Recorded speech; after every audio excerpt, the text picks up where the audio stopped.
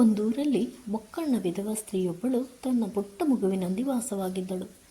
ಪ್ರತಿದಿನ ಮುಂಜಾನೆ ಎದ್ದು ಅಕ್ಕಪಕ್ಕದ ಮನೆಗಳಲ್ಲಿ ಮುಸುರಿ ತಿಕ್ಕಿ ತನ್ನ ಮಗುವಿನ ಭವಿಷ್ಯ ಕಟ್ಟಲು ಪ್ರಯತ್ನಿಸುತ್ತಿದ್ದಳು. ಹೀಗೆ ಕಾಲಚಕ್ರ ಉರುಳುತ್ತಿತ್ತು. ಮಗು ಬೆಳೆದು ಪ್ರೌಢಾವಸ್ಥೆ ತಲುಪಿತ್ತು. ಮಗು ತಾಯಿಯ ಬಳಿ, ಅಮ್ಮ, ನಿನ್ನ ಒಂದು ಕಣ್ಣಿಗೆ ಏನಾಯಿತು ಎಂದು ಕೇಳಿದಾಗ ಏನೋ ಒಂದು ಸುಳ್ಳು ಹೇಳಿ ತಪ್ಪಿಸಿಕೊಳ್ಳುತ್ತಿದ್ದಳು. ಆ ತಾಯಿಗೆ ತನ್ನ ಮಗ ತಾನು ಪಟ್ಟ ಕಷ್ಟಪಡದೆ ಜೀವನದಲ್ಲಿ ಒಬ್ಬ ಸಿರಿವಂತನಾಗಬೇಕೆಂಬ ಹಂಬಲ ಮನಸ್ಸಿನೊಳಗೆ ತಳೆದು ಇತ್ತು. ಅದಕ್ಕಾಗಿ ಮಗನಿಗೆ ಯಾವುದೇ ಕೊರತೆ ಬಾರದಂತೆ ನೋಡಿಕೊಳ್ಳುತ್ತಿದ್ದಳು. ಹೀಗಿರುವಾಗ ಒಂದು ದಿನ ಮಗು ನೋಡು ನೀಡುತ್ತಿದ್ದಂತೆಯೇ ಬೆಳೆದು ದೊಡ್ಡವನಾಗುತ್ತಾನೆ. ಮಗು ಹಠ ಮಾಡಿತೆಂಬ ಕಾರಣಕ್ಕೆ ಅವರಿವರ ಬಳಿ ಸಾಲ ಮಾಡಿ ಸೈಕಲ್ ಕೊಡಿಸಿದ್ದು ಆಯಿತು. ಹೀಗಿರುವಾಗ ಒಂದು ದಿನ ತಾಯಿ ತನ್ನ ಮಗನ ಶಾಲೆಗೆ ತೆರಳಿ ಮಗುವಿನ ವಿದ್ಯಾಭ್ಯಾಸದ ಕುರಿತು ಶಿಕ್ಷಕರ ಜೊತೆ ಮಾತನಾಡಿ ಬಂದಳು. ಸಂಜೆ ಮನೆಗೆ ಬಂದ ಮಗ ಜೋರಾಗಿ ಕಿರುಚಿ ರಂಪಾಟ ಮಾಡಿದ. ಆ ತಾಯಿ ಮಗನಲ್ಲಿ ಯಾಕೆ ಏನಾಯಿತು ಎಂದು ಕೇಳಿದಾಗ, ಅಮ್ಮ, ನಿನ್ನನ್ನು ನನ್ನ ಶಾಲೆಗೆ ಬರಕೂಡದು. ನನ್ನ ಸಹಪಾಠಿ ವಿದ್ಯಾರ್ಥಿಗಳೆಲ್ಲ ನಿನ್ನ ಒಕ್ಕಣ್ಣು ನೋಡಿ ತಮಾಷೆ ಮಾಡುತ್ತಾರೆ ಎಂದು ಹೇಳಿಬಿಟ್ಟ. ಆ ತಾಯಿಗೆ ಮನಸ್ಸೊಳಗೆ ಅತೀವವಾಗಿ ನೋವಾದರೂ ತನ್ನ ಮಗುವಿಗೆ ಮುಜುಗರ ಆಗಬಾರದು ಎಂಬ ಕಾರಣಕ್ಕೆ ಇನ್ನು ಶಾಲೆಗೆ ಬರಲಾರೆ ಎಂದು ಮಗನನ್ನು ಸಮಾಧಾನಪಡಿಸಿದಳು. ಮಗು ಬೆಳೆದು ಕಾಲೇಜು ಸೇರಿದ. ಈಗ ತನಗೆ ಬೈಕ್ ಬೇಕೆಂದು ಹಠ ಮಾಡತೊಡಗಿದ. ಕೈಯಲ್ಲಿ ನಯಾ ಪೈಸೆ ಇಲ್ಲದ ಆ ತಾಯಿ ತನ್ನ ಕತ್ತಿನಲ್ಲಿದ್ದ ಸರವನ್ನು ಮಾರಿ ಮಗನಿಗೊಂದು ಬೈಕ್ ತೆಗೆದುಕೊಟ್ಟಳು. ಮಗ ಕಾಲೇಜ್ ಮುಗಿಸಿ ಒಂದು ಕಂಪನಿಯಲ್ಲಿ ಕೆಲಸಕ್ಕೆ ಸೇರಿದ. ಒಳ್ಳೆಯ ಸಂಬಳ ಕೂಡ ಬರುತ್ತಿತ್ತು. ಇನ್ನು ತನ್ನ ಮಗನಿಗೆ ಮದುವೆ ಮಾಡಿಸಿ ತನ್ನ ಕರ್ತವ್ಯದಿಂದ ಮುಕ್ತಿ ಪಡೆಯಬೇಕೆಂದುಕೊಂಡಳು. ಅದೇ ರಾತ್ರಿ ಮನೆಗೆ ಬಂದ ಮಗನೊಡನೆ ಈ ವಿಚಾರದ ಕುರಿತು ಮಾತನಾಡಿದಳು. ಆಗ ಮಗ ತಾನು ತನ್ನ ಕಂಪನಿಯಲ್ಲೇ ಕೆಲಸ ಮಾಡುವ ಯುವತಿಯೊಬ್ಬಳನ್ನು ಪ್ರೀತಿಸುವುದಾಗಿಯೂ ಹಾಗೂ ಅವಳನ್ನೇ ಮದುವೆಯಾಗುವುದಾಗಿಯೂ ಹೇಳಿಬಿಟ್ಟ. ಸರಿ, ವಯಸ್ಸಿಗೆ ಬಂದ ಮಗನಿಗೆ ಎದುರು ಮಾತಾಡಿ ಮನಸ್ಸು ನೋಯಿಸುವುದು ಬೇಡವೆಂದು ಅದಕ್ಕೂ ಒಪ್ಪಿಗೆಯನ್ನು ಕೂಡ ನೀಡಿದಳು. ಮಗನ ಇಚ್ಛೆಯಂತೆಯೇ ಅದೇ ಹುಡುಗಿ ಜೊತೆ ಮದುವೆಯೂ ಕೂಡ ಮಾಡಿದಳು. ಮೊದಮೊದಲು ಸರಿಯಾಗಿ ಇದ್ದ ಸೊಸೆ ಸ್ವಲ್ಪ ದಿನ ಕಳೆದಂತೆ ಬೇರೆ ಮನೆ ಮಾಡುವಂತೆ ತನ್ನ ಗಂಡನನ್ನು ದಿನವೂ ಪೀಡಿಸಲು ತೊಡಗಿದಳು. ಈಗಂತೂ ಕೈಯಲ್ಲೊಂದಿಷ್ಟು ಹಣವೂ ಕೂಡ ಇತ್ತು. ಪತ್ನಿಯ ಇಷ್ಟದಂತೆ ಹೊಸ ಮನೆ ಮಾಡಿದ್ದು ಆಯಿತು.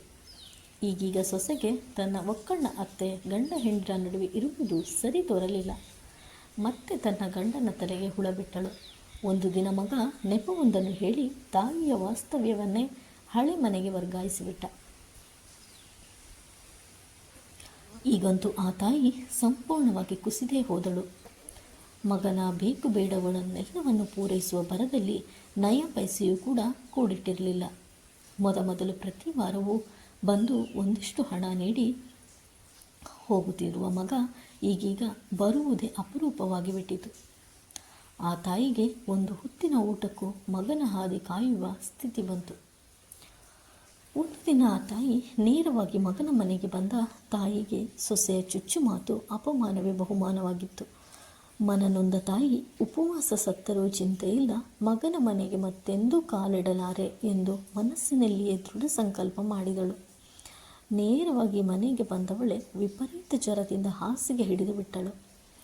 ಮಗನಿಗೆ ಸೂಜಿ ಮಣೆಯಷ್ಟು ನೋವಾಗಬಾರದೆಂದು ತನ್ನ ಹೃದಯದೊಳಗೆ ಕಾಪಾಡಿದ ತಾಯಿ ದಿನ ಕಳೆದಂತೆ ಹಾಸಿಗೆ ಬಿಟ್ಟು ಮೇಲೇಳಲಾರದ ಸ್ಥಿತಿಗೆ ತಲುಪಿದಳು. ಒಂದು ದಿನ ಆಫೀಸಿನಲ್ಲಿದ್ದ ಮಗನಿಗೆ ಕರೆಯೊಂದು ಬಂತು. ನಿನ್ನ ತಾಯಿ ಇಂದು ಮುಂಜಾನೆ ತೀರಿ ಹೋದರು, ಚಿತೆಗೆ ಬೆಂಕಿ ಇಡುವುದಕ್ಕಾದರೂ ಬಾ ಎಂದಷ್ಟೇ ಹೇಳಿ ಆ ಕರೆ ಕಟ್ಟಾಯಿತು. ಸರಿ, ಇದೂ ಆಗಲಿ, ಮುಂದೆಂದು ಆ ಮುದುಕಿಯ ಕಿರಿಕಿರಿ ಇಲ್ಲವಲ್ಲ ಎಂದು ಎದ್ದು ನೇರವಾಗಿ ತಾಯಿಯ ಮನೆಗೆ ಹೋದ. ಹೋಗಿ ತಾಯಿಯ ಶವ ನೋಡುತ್ತಾನೆ. ಇವಳೇನ ನನ್ನ ಹೆತ್ತ ತಾಯಿ ಎಂಬ ಸ್ಥಿತಿಗೆ ತಲುಪಿತ್ತು ಆ ತಾಯಿಯ ದೇಹ. ಶವದ ಕಣ್ಣಂಚಲ್ಲಿ ಇನ್ನೂ ನೀರಿತ್ತು. ಸರಿ, ಶವ ಸಂಸ್ಕಾರ ಮುಗಿಸಿ ಮನೆಗೆ ಹೊರಟು ನಿಂತ ಮಗನಿಗೆ ನೆರೆಮನೆಯಾತ ಒಂದು ಕಾಗದವನ್ನು ಕೈಗಿಟ್ಟು ಹೋದ.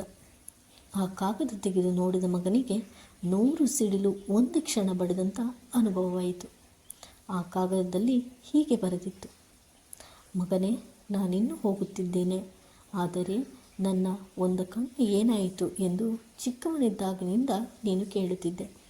ಆದರೆ ಇನ್ನು ಚಿಕ್ಕ ಮಗುವಾಗಿದ್ದ ನಿನ್ನ ಮನಸ್ಸು ನೋಯಿಸಬಾರದೆಂದು ಏನೇನು ಸುಳ್ಳು ಹೇಳುತ್ತಿದ್ದೆ. ಇಂದು ನೀನು ಬೆಳೆದು ದೊಡ್ಡವನಾಗಿದ್ದೀಯ. ಸತ್ಯ ನಿನಗೂ ತಿಳಿಯಲಿ. ನೀನು ಚಿಕ್ಕವನಿರುವಾಗ ಆಟವಾಡುವಾಗ ಕೋಲೊಂದು ತಾಗಿ ನಿನ್ನ ಕಣ್ಣು ಹೋಗಿತ್ತು. ನನಗೆ ಇನ್ನು ಆಗಬೇಕಾಗಿರುವುದಾದರೂ ಏನಿದೆ ಎಂದು ನಾನು ನನ್ನ ಮಗನ ಜೀವನ ಹಾಳಾಗಬಾರದು ಎಂದು ನನ್ನ ಕಣ್ಣನ್ನು ನಿನಗೆ ನೀಡಿದ್ದೆ. ಇಂದು ನಿನಗೆ ಈ ಒಕ್ಕಣ್ಣ ತಾಯಿ ಬೇಡವಾದೆ. ಪರವಾಗಿಲ್ಲ ಮಗು, ಆದರೆ ನನ್ನದೊಂದು ಪುಟ್ಟ ಕೋರಿಕೆ ಇದೆ. ನನ್ನ ಆ ಕಣ್ಣಿನಲ್ಲಿ ಎಂದಿಗೂ ನೀರು ಬರಬಾರದು ಎಂದು ಬರೆದಿತ್ತು. ಆಗ ಮಗನಿಗೆ ಅರಿವಾಗದಂತೆ ಕಣ್ಣಲ್ಲಿ ಧಾರಾಕಾರವಾಗಿ ನೀರಿಳಿಯಿತು. ದಗದಗನೆ ಉರಿಯುತ್ತಾ ತಾಯಿಯ ಚಿತೆಯನ್ನು ನೋಡುತ್ತಾ ನಿಂತ ಮಗನಿಗೆ ತಾಯಿಯ ಕಾಲು ಕೆಳಗೆ ಬಿದ್ದು ಅಳಬೇಕೆನಿಸಿತು. ಆದರೆ ಕಾಲ ಮೀರಿತು. ಆ ಮಹಾದಾನಿ ತಾಯಿ ಈ ಭೂಮಿಯಿಂದ ಬಹುದೂರ ಸಾಗಿ ಗಗನದಲ್ಲಿ ಮಿನುಗುವ ತಾರೆಯಂತೆ ಹೊಳೆಯುತ್ತಿದ್ದಾಳೆ.